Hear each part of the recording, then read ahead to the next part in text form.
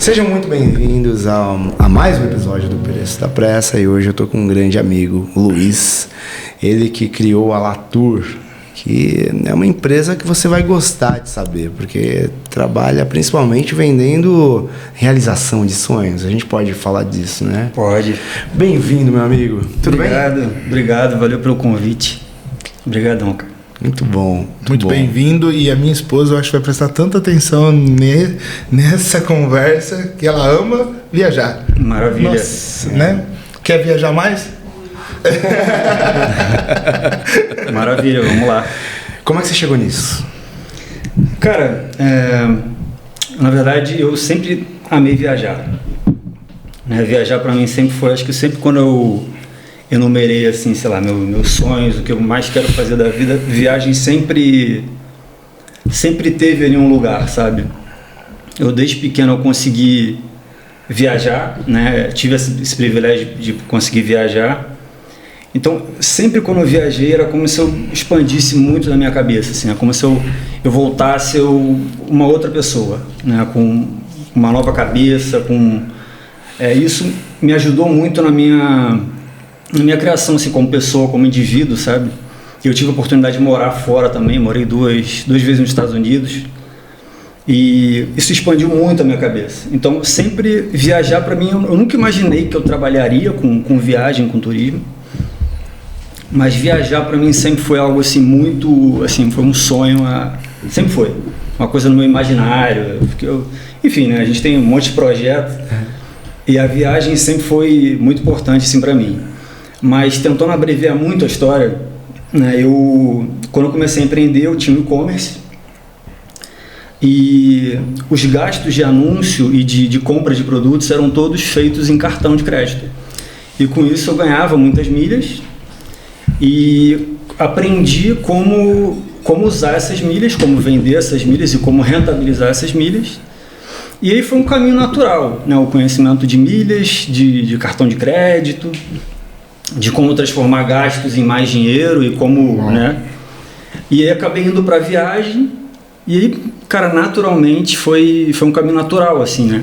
Eu comecei na viagem especificamente no B2B, né, vendendo milhas para agências de viagem, e a gente até hoje faz isso, então é um braço na empresa.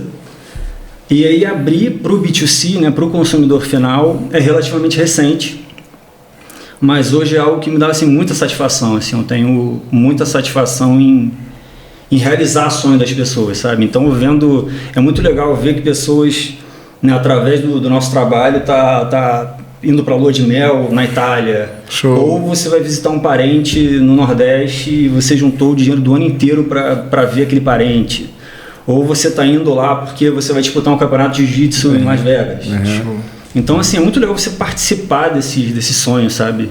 E aí me dá uma satisfação muito grande de fazer. Assim, eu acho que hoje, trabalhando com turismo, é a atividade que eu até então tive mais satisfação em fazer o que eu faço. Que é uma coisa que me dá uma realização muito grande, assim. Imagina. E é um pouco disso da gente, de servir, né? Isso é muito importante também no empreendedorismo, porque fica muito vazio quando a gente não serve, a gente não vê ali do outro lado o resultado, né? A pessoa também se beneficiando, você gerando valor, né? E eu vejo muito claramente isso no meu dia a dia. Então, eu estou, assim, muito realizado com esse processo, né? Muita coisa ainda está por vir, a empresa está crescendo. Mas eu tô bem assim feliz com o andar das coisas, sabe? Sensacional. Tua história começou no esporte. Tua primeira relação com o trabalho foi... Você jogou basquete. Eu joguei basquete. Foi o primeiro trabalho ou antes? Teve alguma coisa? Não, foi antes, né? Eu comecei jogando basquete na categoria de base, né, do Fluminense, né? Eu sou do Rio. E comecei no pré-mirim, muito novinho, assim, eu sou desse tamanho desde quase 2 metros de altura, acho que eu parei de crescer com 17 anos. Caraca! Mas eu sempre fui comprido, então eu com 11 anos eu já devia de ter, sei lá, 1,80m, 1,90m, então... 11 anos? Pois é, e aí o professor de educação física do meu colégio na época era técnico do Fluminense, categoria de base. E eu comecei a jogar basquete na categoria de base e fui até os 17 anos, e aí foi quando fiz um intercâmbio também nos Estados Unidos. Eu tive a oportunidade de jogar lá e foi muito bom também para o meu crescimento. Imagina. Lá eu parei de jogar logo que eu voltei. Falei, não, cara, eu não quero isso aqui pra mim. Por quê? Por quê? Porque, cara, eu acho que lá quando eu tive esse contato com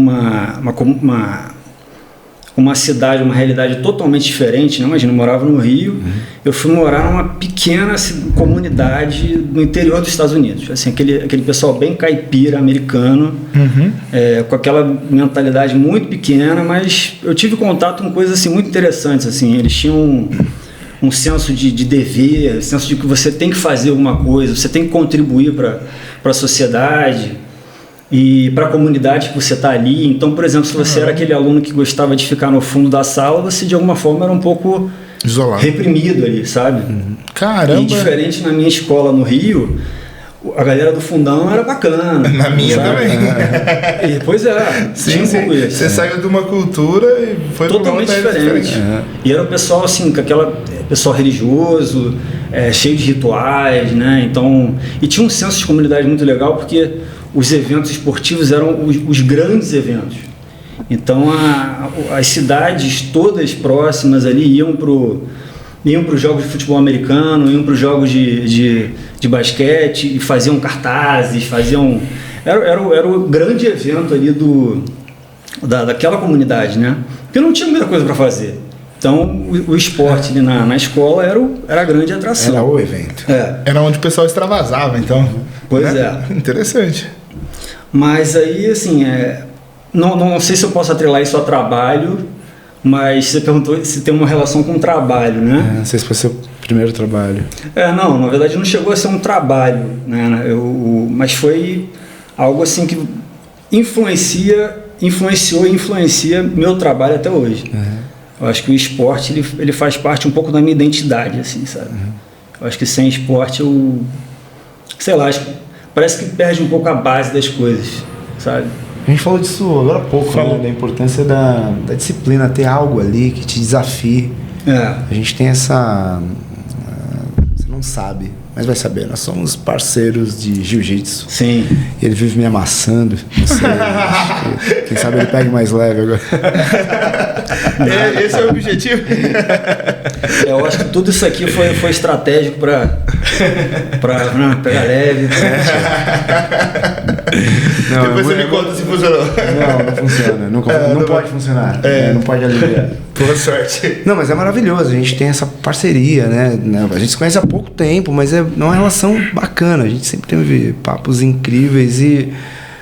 Cara, eu sinto a mesma coisa, que o esporte, ele acaba... Principalmente esses esportes que te desafiam ao máximo, e você consegue trazer para a tua vida, e você percebe que tudo é transitório, tudo é temporário, né? Uma posição de estresse, até mesmo uma de alegria. Não se acostuma muito não, que isso vai passar, mas você cai para cima, né? Você é empurrado para frente. Tem uma frase que eu gosto bastante, que fala assim: eu nunca perco, quando eu não ganho eu aprendo. Sim. Muitas vezes, hoje em dia, o pessoal está tendo muito essa visão de que quando algo dá errado, pô, foi muito ruim. Não, peraí, o que aquilo te ensinou, né? Sim. Que nem no ramo do sorvete, eu estava conversando com vários fornecedores de sorvete, eles estavam falando que o mercado diminuiu muito nesse primeiro trimestre agora, diminuiu coisa de 25% a 30% do faturamento. Aí a pergunta que ficou para mim, a gente conversando, foi assim, gente, beleza, caiu o faturamento, mas qual que é a solução? Sabe? Quanto mais rápido você parar de olhar para o problema e focar no que vai ser solução, mais rápido você desenvolve as coisas, né? No empreendedorismo é muito isso, né? É igual você falou, não adianta eu querer treinar um monte de vez para querer melhorar. Mas é a consistência que vai te fazer melhorar, né? Sim. Então, no esporte é um negócio. Não importa. É uma coisa de... Como é que eu evoluo, né? Não é ganhar um prêmio, não é ganhar um campeonato, né? Fechar um novo contrato, como é que eu evoluo. Sim. Isso o esporte traz desde sempre. Você Foi Mormon? Era igreja Mormon? Não, não. É. Não. Eu fui Mormon e fui pra onde... Acho que te falei, né? Que foi meu primeiro contato com esporte foi basquete. Sim. Esse tamanho todo. Né? Mesmo, cara de pau, né? E eu lembro de... Cara, era maravilhoso. Era maravilhoso esse contato com a disciplina. Sim. Acho que o esporte te dá isso e ele é útil para qualquer coisa, né? Sim. É disciplina. É isso que te leva para te permite conhecer outras coisas, vivenciar coisas que, se não fosse esforço, você não conseguiria, né? Você falou da cultura mormon, né? Uhum. Eu recentemente li um livro que se chama Triple Package, né? O livro fala basicamente de por que algumas comunidades, algumas etnias nos Estados Unidos se deram melhor ou têm mais sucesso em termos financeiros, não só financeiro, né, mas sucesso em termos de vários aspectos do que outras. E ele cita muito os mormons, né, porque o que seria esse triple package? Que é esse pacote de 3 qualidades que essas comunidades têm em comum. Primeiro, é um certo senso de inferioridade, curiosamente, né? No sentido de que, cara, eu tenho alguma coisa a provar para alguém. Perfeito. Sabe? Eu preciso provar alguma coisa para alguém, eu preciso mostrar que eu sou bom, eu preciso... Então tem esse impulso de você se sentir ali inferior e ter que provar alguma coisa para alguém. Certo. A segunda coisa foi, ao contrário, né, um senso de superioridade, que de alguma coisa você faz parte de um grupo. Então, por exemplo, os mormons, eles por fazer parte dos mormons, eles têm essa sensação de que eles são de alguma forma superiores até, por mais arrogante que possa ser, e arrogância no caso é um revés desses grupos, né? E o terceiro é autocontrole, né? E você falou dos mormons, eles desde muito novos, eles são acostumados a irem para a igreja e ficarem assim, às vezes 3 horas na igreja desde novos. Né? Autocontrole total. Total. E aí falou como isso, mais tarde na vida, se transformou em pessoas mais estudiosas, pessoas com mais resiliência para trabalho. Legal. Né? Porque o que você desenvolve numa determinada atividade, seja ela indo à missa, seja ela no próprio esporte, por isso que o esporte é tão legal nesse sentido, você acaba desenvolvendo também em outras áreas. Perfeito. Então é legal você falar dos mormons, porque fala muito dos mormons no livro, né? Que você vai no mercado financeiro, em Wall Street, os grandes bancos são cheios de mormons, enfim, as grandes indústrias, né, estão ali cheias de pessoas da cultura mormon. Que interessante isso, muito interessante. Eu acho que lá dentro, porque eu não fui adulto, né, os mormons, né, eu conheci com 7 anos, saí muito próximo do que eles chamam de missão, né, ser um elder, ser um missionário. Você fica um tempo ali, não acredito, se eu me lembro bem, são 2 anos de missão. É muito curioso, pelo menos naquela época, né? Tô com 45, então tô falando de muitos e muitos anos atrás. Você nem sabia para onde você ia, assim, era meio que um sorteio. Podia ir pro bairro do lado ou acabar na Austrália. Caraca! Ninguém sabia. Eu sei que você ficava 2 anos fora pregando o evangelho, era uma coisa nesse sentido. Mas lá dentro, como criança, adolescente, não se sentia algum tipo de esforço para ficar lá. É muito diferente de você sei lá, pro Tibete, ir pro Butão e entrar num retiro de meditação onde você tem que parar. Era muito dinâmico, era muito parecido com qualquer atividade, né? Você ficava ali como Ficar se fosse 3 uma horas, aula. então não era algo sacrificante. Não eram 3 horas, Sim. era às vezes mais, às vezes um final de semana. Exato. Mas tinha muita coisa diferente, né? Como no esporte, como na empresa. Você fica o dia inteiro, mas não é a mesma coisa, não era difícil. Mas tem essa... Talvez transformar o que a pessoa precisa fazer em amor, aquilo, ou ter um propósito maior, diminua um pouco o peso de fazer, né? Então, por exemplo, tem um amigo meu que gosta muito de jogar futebol. O moleque joga futebol, se você deixar, ele vai saindo de um time, vai pro outro, ele fica 6, 7 horas jogando. Então, tipo assim, parece que tem uma energia ali fora do comum, porque ele gosta muito daquilo. Sim. Certo? Então, isso provavelmente a religião também faça isso dessa maneira, né? Você sente isso no exercício também? Eu gosto, eu ficaria mais tempo. Porque eu gosto, eu ficaria mais tempo. O negócio é o cardio, né? Tem vezes ali que a gente tá treinando ali durante, sei lá, meia hora. Cara, eu tô morto depois de meia hora. Mas por paixão e por gostar, fica, né? meu filho.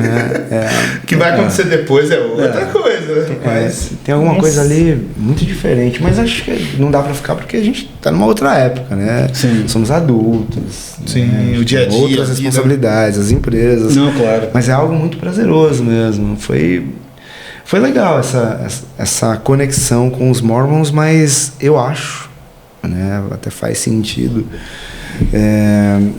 Eu vivi uma coisa muito diferente. Deve ter algum tipo de adaptabilidade da versão americana para a brasileira. Sim. Né, porque eu não sentia algum tipo de arrogância. Depois, conhecendo outras coisas do mundo, conhecendo tantas outras possibilidades, você vê muito equívoco ali, né? Mas como em qualquer instituição, não só religiosa, essa visão, não diria fechada, é a visão da pessoa, mas esse senso de comunidade dá traz essa possibilidade de você estabelecer relações de muita confiança. Talvez seja por isso. Sim. Eu acho natural quando a gente se associa a um grupo, né? Eu acho que por uma questão de ego coletivo, né? A gente tende a achar que aquele grupo é superior. Então, se você faz parte de um time, o seu time de futebol, você cisma que o seu time é melhor que o outro. Se você é de uma academia de jiu-jitsu, você cisma que a sua... Então, acho que faz parte um pouco... Não é arrogância propriamente dito, né? Mas é um pouco de... Faço parte de uma comunidade e acho que essa comunidade... É superior, ou ela enfim, é um pouco de ego mesmo, né? Sim. Que acaba sendo ego coletivo, porque são vários egos ali. E nós somos gregários, né? A gente precisa. Tem um filme grupo, é legal. Onda. Vocês já ouviram falar já? A Onda? A Onda. Eu já vi esse. É um filme? É um filme. Sensacional. Nossa, esse filme, Esse filme é incrível. Incrível. O professor, né? Você lembra do começo do filme? É incrível, eu preciso rever esse filme. O professor, mas ele é bem legal. Ele fala sobre a questão da sociologia, né? O professor de sociologia, né? E ele fala para os alunos se eles acham que é possível existir de novo um ditador como Hitler. Sim. E aí, tipo assim, os alunos falam que é impossível, que não sei o que e tal. Aí você fala assim, não, então vamos fazer o seguinte, a gente vai fazer uma comunidade aqui, a gente vai escolher um nome pra gente, e começou a falar o que eles iam fazer. E, em pouquíssimo tempo a galera faz exatamente isso. Junto em grupo, tem um ego coletivo, eles constroem marca, eles fazem adesivo, eles fazem um rolê, começam a se proteger e vira um caos o negócio. Sim. É incrível o filme. Gente é frágil, né? Total, total. Sim. Nós somos frágeis. É só você dar um motivo. Se você der um motivo, o meu sonho nesse sentido, de forma positiva, claro, mas é conseguir desenhar uma empresa assim, em que os colaboradores eles vistam a camisa da empresa no sentido de proporcionar aquele ideal da empresa. Por exemplo, em qualquer negócio. Por exemplo, no meu negócio de sorvete, os meus colaboradores enxergassem o propósito da empresa com clareza e cada vez mais quisessem aprimorar e defender ele a alcançar o objetivo, entende? Será que dá? Sim. Eu acho que é possível, Você acha que dá? Muitas empresas já fizeram, né? É o que muitos falam que é a cultura, né, da empresa, né? Sim. Mas isso não é tão simples, cara. Também acho que não. É difícil. Porque cada colaborador ali tem um momento de vida, tem uma circunstância, então você trazer essa pessoa para dentro da cultura e vestir a camisa, assim, é uma atividade bem difícil, bem desafiadora. Mas eu acho assim, fundamental para você crescer uma empresa, com certeza. Você acha que dá para fazer os colaboradores vestirem a camisa? Você tem algum exemplo? Divide com a gente aqui nos comentários, porque eu não sei como fazer isso. Eu não tenho a menor ideia de como fazer isso. Talvez uma empresa, a gente falou da Alliance, né? Ali faz sentido, né? Faz muito sentido a galera que veste a camisa mesmo, porque você vai ser campeão, sabe? E isso não é muito claro numa empresa. Não, só vai aumentar o faturamento da empresa. Sabe? Como é isso? Tem que chamar pra perto, tem todo um rolê. Que tem vocês, eu acho que demora, né, pra fazer todo... Um de vocês vai ser gerente, será o próximo gerente, mas só um. Sabe? Sim. Essa é uma parte... Quem sabe a gente não descobre. Porque a ideia mesmo do preço da pressa, o nome do projeto, né? É exatamente isso. Qual é o preço que a gente paga por extrapolar etapas, né?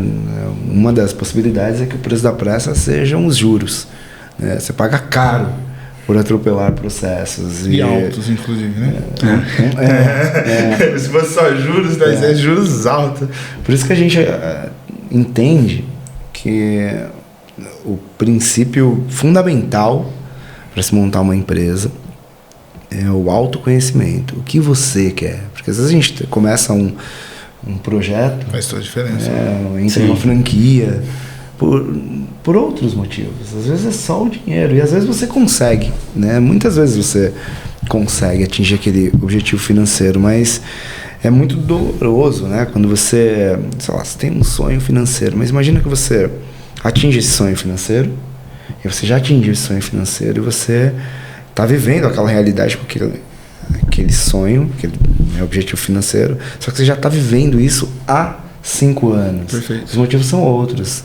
É o dia a dia, né? É essa rotina, esse é o modo... Como é que chama aquele? Modo cruzeiro. É no modo cruzeiro que a gente vê a coisa embora, mesmo, né? Perfeito. Quando a coisa tá em paz. E aí, a importância do autoconhecimento. Como é que você quer que seja o seu dia? Né? Você quer trabalhar mais de manhã, mais de noite? Você descobre que as pessoas que realmente são felizes, elas estão muito bem nessa... Eu sinto isso dos professores lá, dos mestres. Sim. A galera tá muito em casa, né? Nessa posição de professor. E não importa a idade, às vezes é um mestre mais novo, como o Scooby, ou o Fábio Gurgel lá. É o mesmo olhar, é a mesma vibe, a galera tá muito bem ali, muito centrada. Isso é... gostoso de ver. Oi? Eu queria xeretar, né, na empresa dele. Posso perguntar? Claro. Você falou que começou assim meio que um sonho, porque você gostava de viajar, né? Você conseguiu, nesse processo, chegar onde você queria? De poder viajar mais e construir a empresa ao mesmo tempo? Porque às vezes a gente se perde um pouco, né? Poxa, tem um sonho ali, você fala, nossa, que legal, vou indo. Quando vê, você está trabalhando tanto, perfeito, e aí não consegue viajar, por exemplo. E trabalhando com viagem... Sim. Não, eu acho que eu faço mais os outros viajarem do que eu propriamente viajar. Porque não adianta, assim, né? Eu tenho uma viagem agora, eu vou viajar agora no meio do ano, então vou dar uma volta boa, assim, vou conhecer uns países novos que eu não conheço.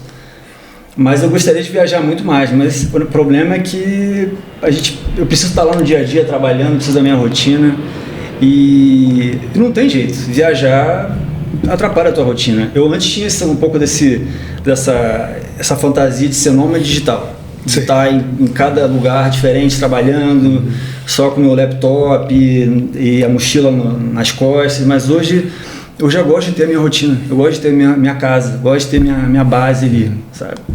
E eu gosto de fazer viagens assim, pontuais, que eu consiga desligar de trabalho, né? Porque é relativamente recente, né, que eu trabalho com turismo propriamente dito, oferecendo turismo, e vou fazer essa viagem agora.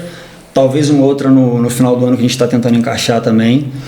Mas, assim, realmente eu faço muito mais os outros viajarem do que eu propriamente viajar. Obrigado. Mas eu tô bem com isso. Obrigado. Fala dessa coisa de milhas. Como é esse... Porque elas aqui... Olha só. Olha... Que maravilhoso. Como é isso? Como transformar gasto em dinheiro foi a parte que você falou que mais me chamou a atenção, assim. Né? Então, hoje, nas companhias aéreas, né, você tem, resumindo muito, né, você tem duas formas de... Resumindo. É um podcast. É podcast, né? É um podcast, É que nem o áudio, quando é um áudio longo, não é um podcast. Então como é um podcast? Antes. Como é que você descobriu? Como é que começou isso? Tá. Novamente, assim, é muito importante a gente se conectar com pessoas, né? Então, falando como foi no início, eu contratei na época um designer para fazer o designer de uma loja que eu tinha um e-commerce, né? E aí a gente acabou se tornando amigo, parceiro de negócio, acabamos trocando ideia. Ele fazia parte de uma fraternidade, de um grupo, que conheceu uma pessoa que sabia muito sobre milhas, cartões e tudo. E já tinha lá uma operação rodando, né, coisa muito grande. E aí eles fizeram uma permuta, assim, eles estavam fazendo um serviço, esse meu amigo estava fazendo um trabalho de design, de mídia para ele, e ele trocou ideia com a gente, falou, a gente faz uma reunião aqui, a gente troca ideias para apresentar o que a gente está fazendo, o que a gente não está fazendo. E aí pela primeira vez eu tive, né, de uma forma, né, de mais conhecimento mesmo. Antes eu sabia, assim, eu tenho um pouco de milhas aqui na Smiles, eu tenho aqui na Livelo, não sei o que eu posso usar, o que eu não posso usar.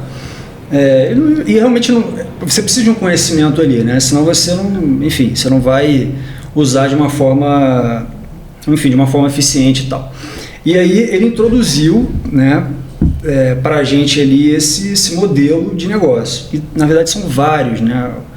Isso nos Estados Unidos já tem um mercado muito vasto. Eles têm as limitações legais lá, porque tem mais restrições sobre venda e compra e venda de milhas. Aqui ainda é algo que está um pouco numa queda de braço, porque não tem uma lei que regule, né, sobre as milhas. Então, ora tem uma decisão no sentido de que você pode vender as suas milhas, ora tem uma decisão que não pode. Então, ainda é um terreno um pouco, né, arenoso. Mas aí eu pude, né, naquele momento, né, naquela conversa, eu pude perceber, falando, caramba, eu estou gastando tanto com anúncios aqui.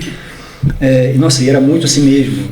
Na época de operação mais escalada no e-commerce, chegava a gastar não investir, né? Não é exatamente gastar, sim, mas botar 70, 80 mil no mês para fazer Google Ads, Facebook Ads, tudo. E aí via aquelas milhas ali, né, aparecendo. Eu falei, como é que o que eu vou fazer com essas milhas, né? E eu comecei a aprender, né? Com as milhas você pode trocar, e não só com os gastos do seu cartão, você pode fazer compras que vão bonificadas, e você ganha as milhas, e você tem cashback, e um mundo de coisas, de possibilidades para você fazer, né? Eu achei muito interessante, né? Aquilo, comecei a me aprofundar, comecei a saber mais do assunto, e assim, as milhas, o maior benefício, talvez o mais direto e mais conhecido, de fato, são as passagens aéreas, né? Que você consegue viajar de graça ou com muito desconto. Perfeito. Com os seus gastos, ou usando milhas, né? Então, hoje nas companhias aéreas, basicamente você viaja com uma tarifa pagante, né? No caso, dinheiro mesmo, a tarifa em dinheiro, ou a tarifa em milhas, né? E muitas vezes essas tarifas em milhas são tarifas award, que chamam, né? Que são como se fossem tarifas premiadas, promocionais e tudo. Você consegue identificar, né, durante um ano, no calendário, qual a melhor data para você emitir uma tarifa award, uma tarifa promocional, enfim. Então eu entrei nesse mundo, né? Falei, caramba, isso aqui é uma coisa que eu nem sabia que existia, né? Que você consegue monetizar de várias formas, seja com seus próprios gastos ou fazendo gastos inteligentes aqui. E a partir disso a coisa foi acontecendo, né? Depois eu até fiz uma parceria com esse amigo que apresentou para a gente, né, esse modelo na época, e a coisa foi andando, foi evoluindo. Aí depois evoluiu para uma empresa basicamente de venda de milhas para agências de viagem, né, que a gente não só vendia as milhas que a gente produzia, que eu produzia, como de fornecedores conhecidos. Então, tinham fornecedores que eram comerciantes, ou com casos como eu, que tinha um gasto de cartão exorbitante, muito alto, e ele tinha muitas milhas e não sabia o que fazer com as milhas. Perfeito. E a gente chegava, não, eu compro as suas milhas, pago à vista, pago no Pix e tal. E falou, maravilha. Porra, que Eu legal. consigo um super cashback. E aí o caminho natural foi indo para uma agência de viagem. Foi montar, né, não só vender as milhas para uma agência, né, no B2B, como também oferecer viagens para o consumidor final. Porque daí você corta o intermediário, né? Sim. Você começa a fazer a venda das milhas que você adquiriu e você ganha, além de ganhar pelas milhas, você também ganha por agenciar a viagem. Exato. Legal? Muito legal. Exato. Incrível. Foi com sócio? Foi sozinho? Já tive sócio, já fiz sozinho. Hoje eu não tenho sócio, já tive.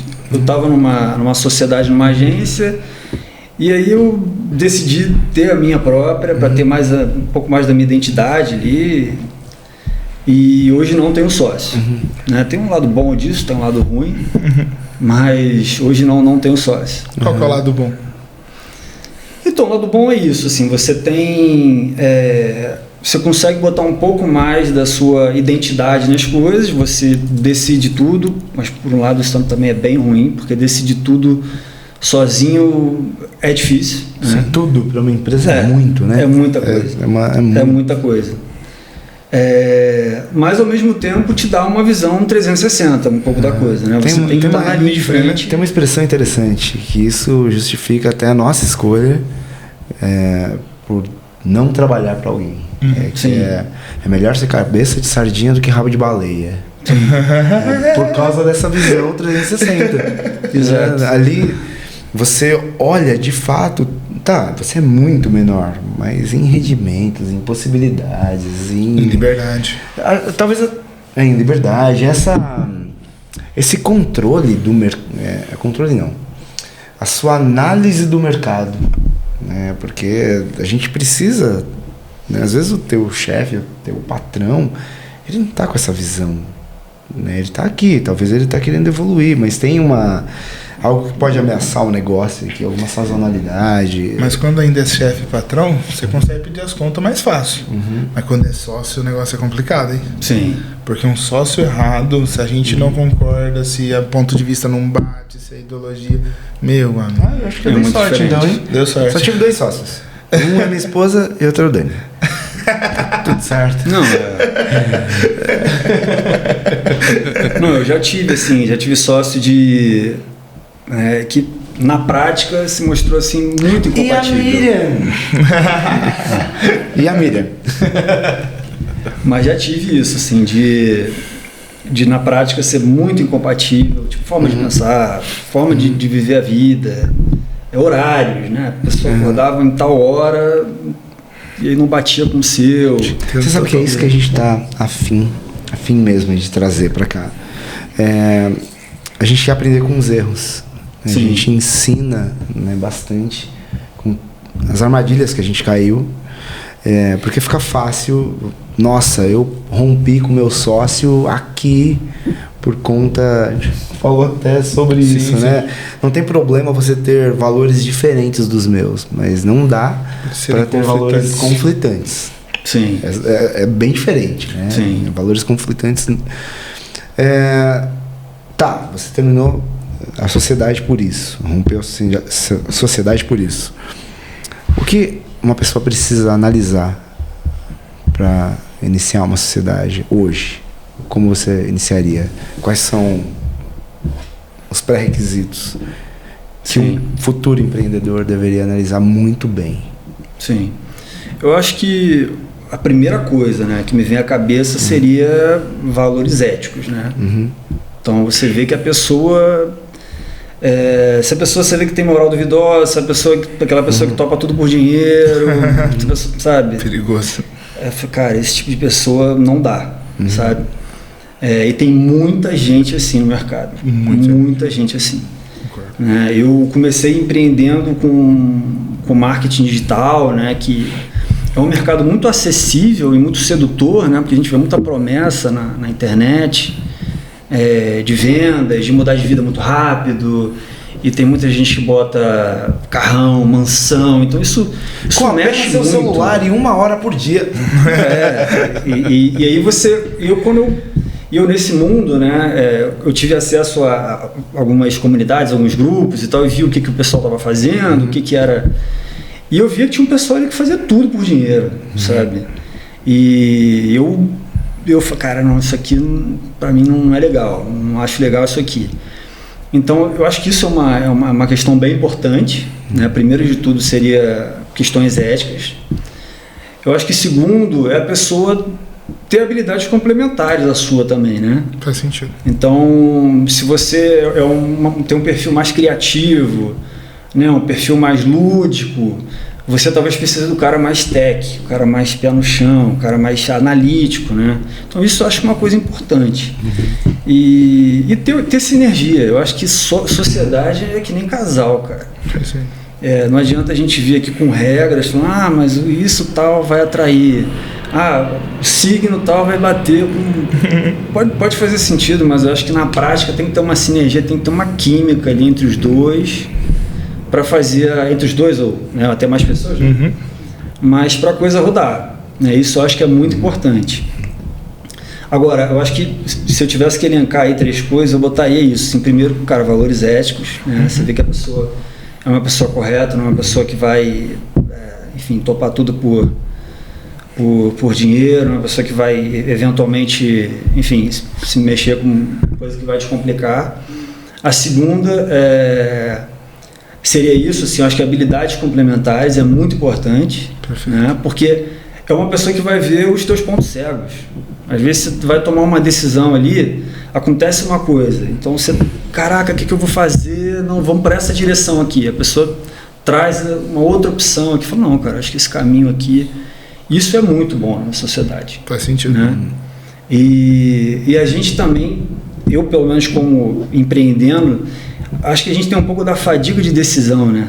Aquela história, a gente tem muitas decisões para fazer toda hora. Perfeito. Como é que eu vou lidar com esse colaborador? Como é que eu vou lidar com isso aqui? Como é que eu vou lidar com isso? O tempo todo. Sim. Então, com o tempo, é como se o músculo ficasse um pouco desgastado ali. E você, quando está com um parceiro, com um sócio, ele consegue te ajudar. A assertividade diminui, né? Exato, ele consegue te mostrar coisas que você não está vendo. Ele consegue trazer, enfim, pontos que você não está considerando. E questões operacionais também. Às vezes é um cara muito bom de tech que vai trazer uma ferramenta top para você. Ou é um cara muito criador, que tem a cabeça muito... que pensa numa ideia totalmente fora da curva.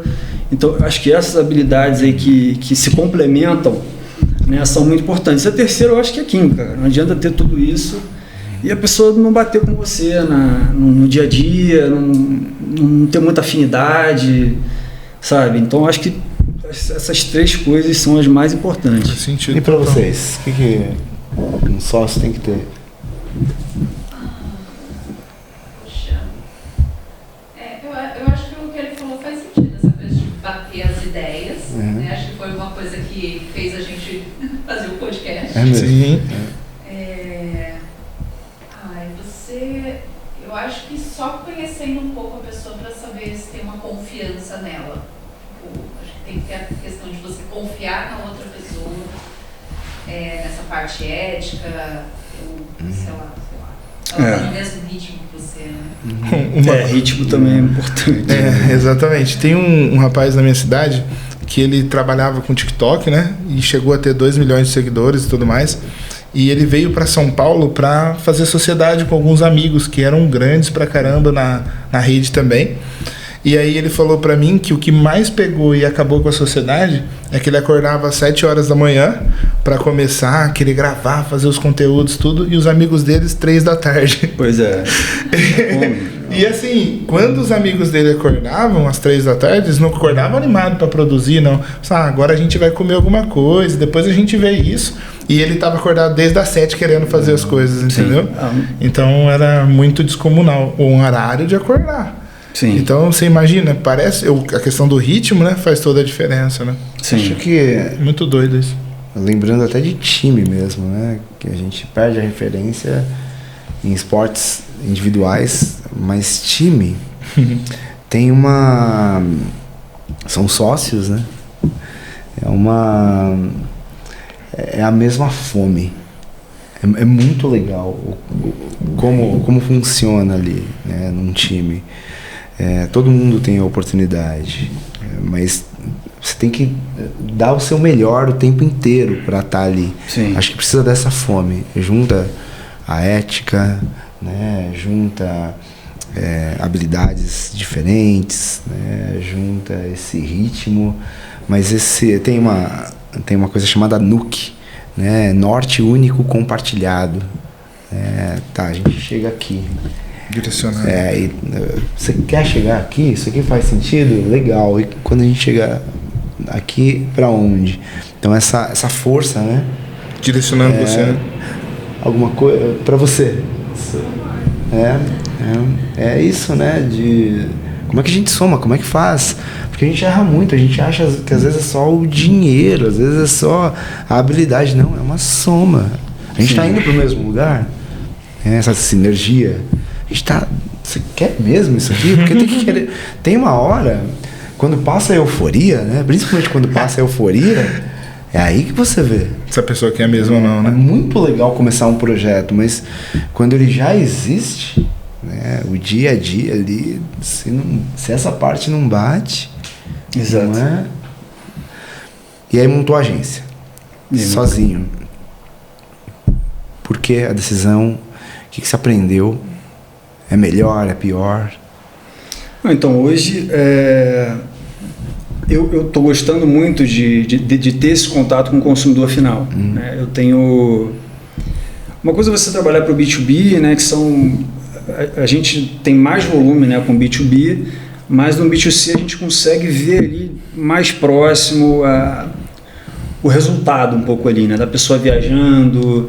Você consegue ter uma relação mais duradoura com o cliente e pensando até em termos de, enfim, de LTV, né, e tudo, né? Então a pessoa, se fazendo um bom serviço, a pessoa te fideliza, né? Perfeito. O que eu reparo muito na agência, né, na empresa de viagens, eu falo empresa, não agência, porque a agência me remete um pouco àquelas agências antigas, assim, sabe? Eu acho que hoje o modelo é um pouco diferente, né? Mas eu acho que você ter essa relação próxima com o cliente, né, e faz com que ele volte, faz com que ele fidelize, né, de fato a sua empresa.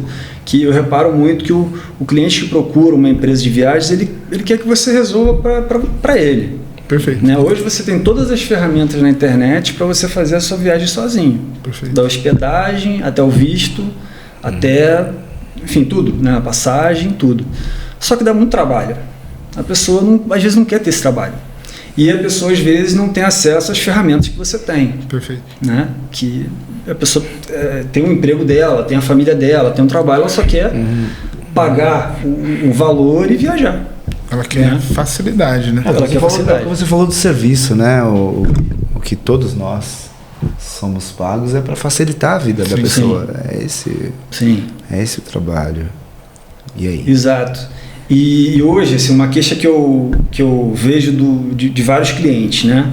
Então vamos supor, você vai procurar uma viagem para a Europa, que você vai fazer para Portugal. E aí você procura lá no Google Voos, e aí tem uma série de opções, né? E aí tem N variáveis ali. Então tem várias empresas ali também que você nunca ouviu falar, que às vezes o preço está melhor, mas eu confio ou não nessa empresa, é confiável. E de vez em quando você vê, a gente teve o caso recente da 123 Milhas, teve um caso do Hotel Urbano, e aí pensa, mas será que essa empresa é confiável? Não é? Então são muitas variáveis, a pessoa fica um pouco perdida ali. E aí que entra o intermediador, e aí que entra a empresa, a agência de viagens, né? Que é meio que pegar na mão da pessoa e falar, não, eu vou cuidar disso aqui para você. Ele está lá o dia todo, sabe o que está caindo, está aumentando, o que é confiável, o que não é. Sim. Facilita muito a vida. Não, total. A dinâmica é outra, né? Total. Tá vivendo aquilo por inteiro, né? Completamente diferente. Porque a pessoa precisa... É online? As vendas ou é presencial? Não, é totalmente online hoje. Que legal. Totalmente online. Existe um projeto de ter um local físico, mas isso ainda não é uma prioridade. Totalmente online? Por que você não está viajando? Não, eu digo assim... não, estou viajando, eu vou viajar daqui a 2 meses. Eu tô sempre viajando, mas... Agora, né, como eu falei, eu tenho essa viagem no meio do ano, mas é porque quando eu viajo, eu gosto de viajar para desligar. Para mim, eu tá viajando, eu sei lá, tô num país diferente. Mexendo com o trabalho, você não aproveita no país. Eu quando tô no trabalho é BO o tempo todo, é BO, Então, se o cliente me manda uma mensagem, eu não posso demorar a responder. Perfeito. Sabe? Tem mil coisas. Às vezes tem uma demanda de um colaborador. Você imagina, eu tá em Paris, sei lá, andando pelas ruas de Paris, não para de tocar o telefone para não vou curtir, velho. Então, assim, então hoje eu faço viagens estratégicas, né? Não tem isso de ser um nome digital, de eu estar na praia trabalhando, cara, não consigo focar desse jeito, eu preciso estar ali focado, estar no ambiente sem muita distração. E eu quando vou viajar, para me desligar. Essa pra coisa aproveitar. Essa coisa de ser nômade digital, tem um rapaz que a gente segue e ele é maravilhoso. Eu esqueci o nome dele. Ele é um rapaz de Floripa. Muito interessante. É o Eduardo Borges, não? Eu não lembro o nome, pode ser, né? E aí, maravilhoso. Ele conta ali, às vezes num vídeo, ele mostra 8 países, sabe? Sim. É maravilhoso. E aí, recentemente a gente assistiu um vídeo, ele tá há uns 10 anos fazendo coisa. Isso. E o último vídeo foi: eu não aguento mais só ter uma mochila, eu quero uma casa. Sim. E aí teve um vídeo bem interessante dele falando quem é que pode ser, qual é o tipo de pessoa, de profissão melhor, qual é o tipo de profissão que você consegue ser nômade digital. Algumas não. Se você é um editor de vídeo, ok. Se você trabalha com tráfego pago, ok, social media, mas desse jeito que você precisa, vai ser demandado pelo cliente, não dá. É difícil, né? E outra, a frustração de estar fazendo uma coisa que você quer fazer, que é o caso de uma viagem, ao mesmo tempo que aquilo está acontecendo um problema. Você não fica em paz com... Exato. Você não aproveita o lugar, você não aproveita o rolê e ainda às vezes não resolve com qualidade como poderia resolver se a sua cabeça não estivesse preocupada em passear também. Exato. Então, as duas coisas ficam ruins, né? A gente fala às vezes aqui, né, sobre cronobiologia. Já ouviu falar disso? Cronobiologia? Já. É o tempo do corpo. Sim. Você estressa a tua mente, aí você dá um foco pro corpo. E aqui vai diminuir. E você estressa aqui. E é importante isso aqui. Equilíbrio. Né? E é isso que faz as viagens estratégicas terem um efeito positivo ainda maior do que, muito maior, na verdade, comparado em alguém que vive isso, né? Um nômade digital tá indo. Porque parece ser interessante, mas por um período, né? Eu acho que depende do teu momento de vida também, né? Então, às vezes você tá num momento de vida que você, né, tá num relacionamento e, né, você tá com uma pessoa que não tem possibilidade de ter essa dinâmica. Sim. E você tá numa fase que você prefere viajar para desestressar, sabe? Pra mim, viajar é extremamente cansativo. Ainda tem isso. Muito cansativo. Ainda tem isso. Quando eu saio da minha rotina, eu fico mal de um tanto. Porque eu gosto da minha rotina. O horário que eu acordo é o mesmo, eu tomo café da manhã no mesmo lugar, eu treino no mesmo horário. Eu faço tudo muito igual. Quando eu saio disso, me dá uma sensação ruim. Então, tipo assim, a minha esposa ama e gosta de sair, quer viajar e tal. Mas eu, quando faço isso, de certa forma, não curto tanto quanto poderia, porque eu gosto da minha rotina. Então eu imagino que, tipo, às vezes 3 viagens no ano mais curta, que fosse sexta, sábado e domingo, ou quinta, sexta, sábado e domingo, pra mim é melhor do que 2 semanas, por exemplo. Sair e ficar 2 semanas fora da rotina me dá um negócio ruim. Não sei se vocês são assim, mas pra mim eu não fico bem. Se ficar 2 semanas fora. Você entra numa condição na viagem que você não tem, você anda todo dia. Pois é, muita andança pra lá e pra cá. E assim, eu acho que não... É maravilhoso. Não tem certo e errado, né? Não tem, né? Eu acho que tem um lado legal de você estar, sei lá, numa cidade diferente, você tá trabalhando ali de uma cafeteria, né? Então, num coworking e tal. Mas você não tá curtindo a cidade também, você não tá curtindo ali. Então tem um pouco disso também, né? E Eu acho que depende muito da sua fase da vida. Talvez se você é, sei lá, muito mais novo e você está naquela fase que você não tem laços ali, né? Então a pessoa fica 3 dias numa cidade, 2 dias numa outra, ela vai para outra, ela não cria laço, ela não cria raiz, ela é solta do mundo. Show, perfeito. Então acho que talvez nessa circunstância sim. Agora, se você é mais velho, se você está querendo, tô querendo consolidar meu negócio, tô querendo consolidar o meu relacionamento, tô querendo casar, tô querendo criar uma família. Isso não é muito compatível com o nômade digital, a não ser que o casal more num... Tem uns casais que fazem isso, né? Mora numa Kombi. Moram num... Trailer, motorhome. Mas eu pego, imagina com 2 metros de altura no motorhome. Não sei como que seria a minha vida ali, cara. Essas viagens aqui são legais. 4, 5 dias. Não, mas é super legal, a experiência e tal. Sim. Mas agora, para transformar isso na sua vida, no seu dia a dia... O que ele mencionou, viagens de 4, 5 dias, eu acho tão perfeito. Sim. Né? Abaixo. Isso. Aí volta com as energias e tal. E você volta outra pessoa. E outra, sabe o que é mais legal disso, de fazer isso assim, né? É que essa rotina não foi perdida. Como você ficou 3 dias, você ainda tá na rotina habitual, então você encaixa ela rapidinho. Mas tem um elemento importante aí. É que a gente acabou, né, claro, com todo esforço, mas a gente acabou vivendo um dia a dia que a gente gosta. É muito prazeroso fazer o que a gente faz, cada um. Faz sentido. Agora, quem tá num trabalho que não gosta... Eu entendo. Exato, também tem isso. Aí a viagem vira uma fuga. O ano sabático. O que é o ano sabático? Cara, eu preciso sair daqui desesperadamente. Né? Não. Exato. Faz sentido. O ponto fora da curva nessa situação pode ser exatamente isso. Eu gosto da minha rotina porque eu gosto demais do que eu faço. No meu dia a dia, no todo o rolê. É prazeroso de alguma forma. E quando acontecem coisas que não são, é conhecido os problemas. Então você vai se resolvendo, né? Os problemas mais sérios mesmo. Ou alguma coisa que sai fora, mas está num contexto que dá para ser remediado. Agora você imagina uma pessoa que às vezes fica 3, 4, 5 anos num trampo que não gosta. Nossa, olha que o trabalho é quase, a férias é quase um alvará de soltura. Exato. É mesmo. Cara, que sensacional. Alguém que começar uma agência, o que você indica? Primeiro eu acho que tem que conhecer muito do mercado, né? Que é Quais passos ela deveria seguir? Olha, eu acho que primeiro ela tem que... Se a pessoa está realmente começando do zero, né? Em termos de clientes, né? Vamos separar por partes. Clientes, ela pode começar com amigos, familiares, né? Já é um bom começo, né? E ela tem que entender de emissões, né? No sentido, como é que você emite passagem, como é que você lida com isso. E todas as variáveis que envolvem uma emissão, todas as regras, prazo de cancelamento, como é que você cancela. Então, todas essas... Porque você lida muito com isso no seu dia a dia.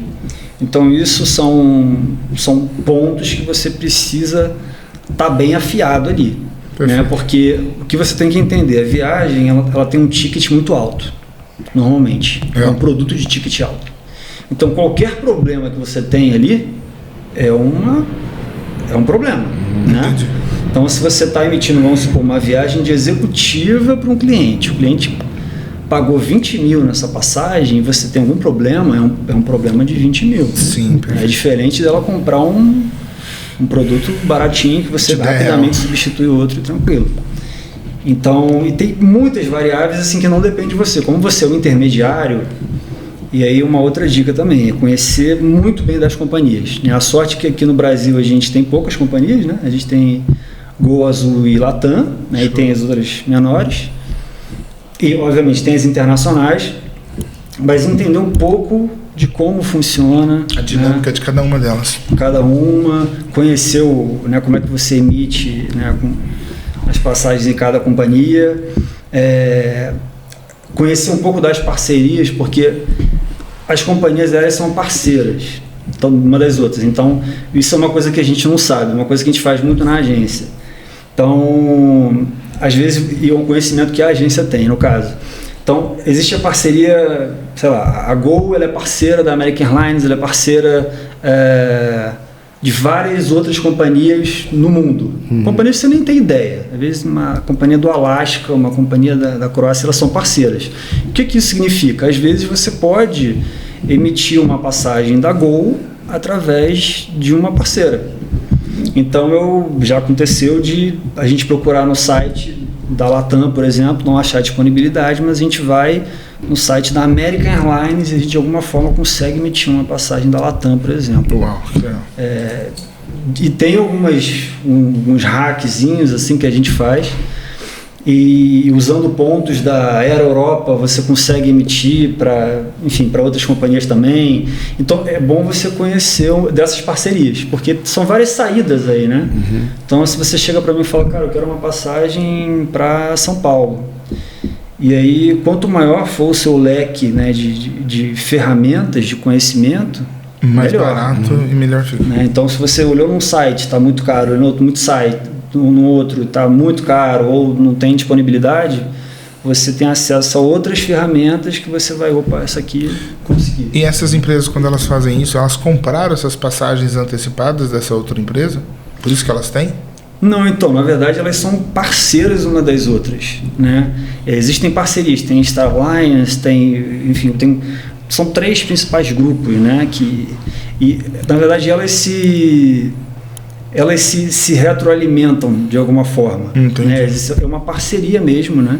Legal. O mercado aéreo ele é limitado, então... Elas diminuem o custo quando elas fazem isso. Sim, exatamente. Porque, pensa bem, assim, as rotas são limitadas. Sim, né? verdade. Então, se você consegue emitir através do programa da Gol, por exemplo, o programa Smiles, você consegue emitir para uma companhia que vai, sei lá, você vai viajar ali da Finlândia para a Noruega numa outra companhia parceira, porque eles têm essa parceria. Então é uma forma da Gol também proporcionar isso para o cliente dela. Perfeito. Né? Porque a rota dela é limitada.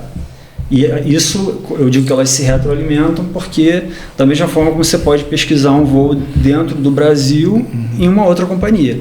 É uma forma delas falar, vamos se unir para a gente poder atender o máximo possível de clientes. Aí fazem essas parcerias. Uma pergunta, como cliente agora. O que uma companhia tem que ter, uma empresa aérea, uma empresa de turismo tem que ter, para mim confiar nela no online? Sim. Tipo, eu estou olhando, eu quero consumir esse produto, mas o que a pessoa que está vendo o vídeo, ela precisa saber para ela comprar uma passagem de uma empresa e ter confiança e tudo mais? Sim. Eu acho que são algumas questões, né? Uma coisa que por exemplo, hoje na empresa a gente está montando o nosso site, né? O nosso principal canal, hoje a gente reparou que o Instagram tem uma função mais relevante até do que o próprio site. Uau. Né? Porque através do Instagram você consegue ter uma mensagem direta, você consegue repostar em tempo real, né, experiências de outros clientes que estão ali, você tem depoimentos, você consegue fazer uma coisa mais interativa, né? E é onde a atenção das pessoas está. As pessoas estão na rede social, então eu acho que uma rede social que o cliente consiga acessar e consiga, né, se sentir familiarizado ali, eu acho que isso é importante. Eu acho que um atendimento com certa rapidez, né, e humanizado, que eu acho que não adianta você também botar muito chatbot demais, eu acho que as pessoas estão um pouco cansadas disso, isso funciona, mas as pessoas querem um atendimento, querem falar com alguém. Humano, né? Perfeito. E uma coisa também muito importante, porque viagem, ela é um serviço que funciona 24 horas por dia, 7 dias na semana. Então não tem feriado, não tem domingo, tem as pessoas que estão viajando em véspera de Natal e tudo. Então você, de alguma forma, tem que prestar esse serviço, você tem que estar presente ali. Né? De alguma forma você tem que sinalizar para o cliente, olha, eu tenho aqui um número de emergência que você pode contar comigo. Obviamente, né, nem sempre você vai poder resolver todos os problemas da pessoa, às vezes, sei lá, num domingo à noite. Perfeito. Mas só o fato de você estar acessível ali, da pessoa pelo menos te alcançar, eu acho que isso é uma grande coisa. Tem como a pessoa ver que a empresa é assim antes de contratá-la? Então, algum lugar para pesquisar? Reclame Aqui? Reclame Aqui. Ajuda bastante? Total. Reclame Aqui é um baita serviço. O Reclame Aqui ele funciona talvez para empresas maiores, né? Porque a empresa de viagem, né? Agência de viagem tem muitas, né? E tem muitas que não estão no Reclame Aqui, né?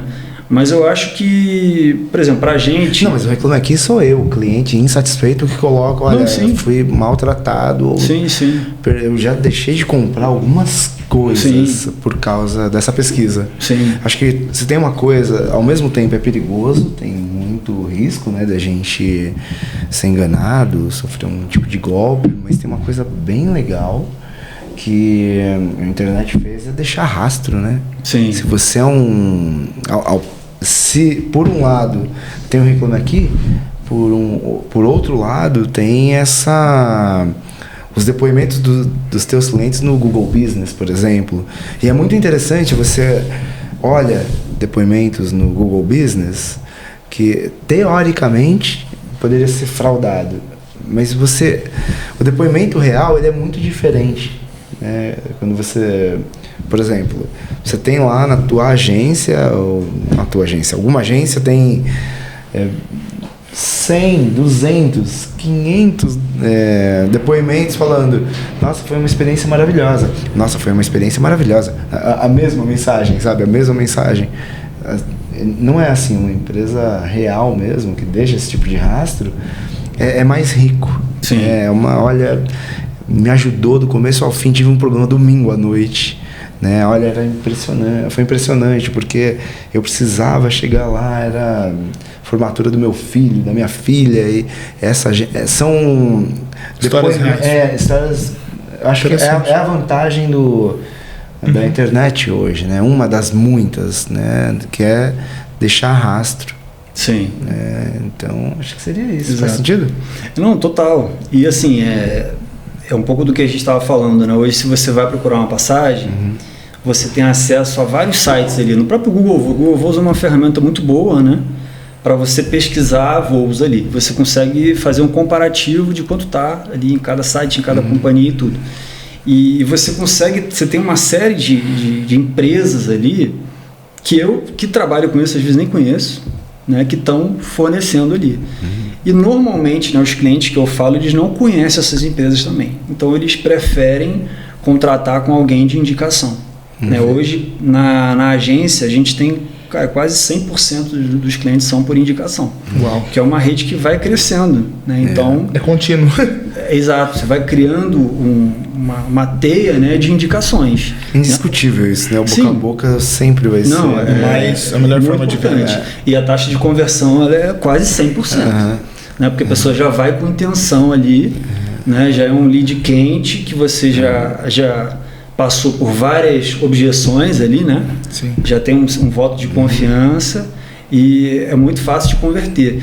E assim, a indicação ela é natural, né? Você não precisa nem pedir. Eu acho que a melhor indicação é aquela que você nem pede. É barato. Né? Você não tem que pedir indicação. Aí você pode até comentar, mas o ideal é quando você nem precisa nem comenta, né? Você simplesmente ela te indica porque ela gostou.